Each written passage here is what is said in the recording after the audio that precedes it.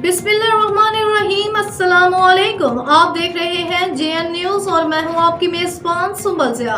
Bulletin का बाकायदा आगाज़ करते हैं और शामिल करते हैं अब तक की अहम तरीन खबरें। पाकिस्तान में इलेक्शन में बेज़ाब्तगियों की तहकीकात का मुतालबा करते हैं। डोनलो का कमेटी के सामने बयान।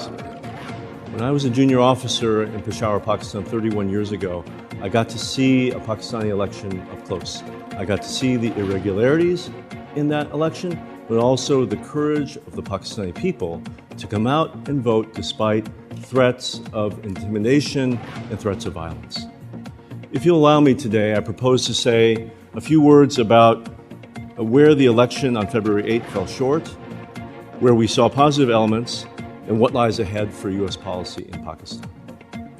The day after the elections, the State Department issued a clear statement. We noted undue restrictions on the freedoms of expression, association, and peaceful assembly.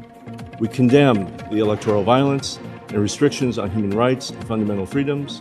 We condemned attacks on media workers and restrictions on the access to the internet and telecom services, and we expressed concern about allegations of interference in the electoral process and stated that claims of interference and fraud should be fully investigated. If you'll allow me, I'll drill down a bit deeper into these observations. We were particularly concerned about electoral abuses and violence that happened in the weeks leading up to the polls. First, there were attacks against police, politicians, and political gatherings by terrorist groups. Second, many journalists, particularly female journalists, were harassed and abused by party supporters. And third, several political leaders were disadvantaged by the inability to register specific candidates and political parties. On the day of elections, an internationally respected local election monitoring organization said they were barred from observing vote tabulation in more than half of the constituencies across the country.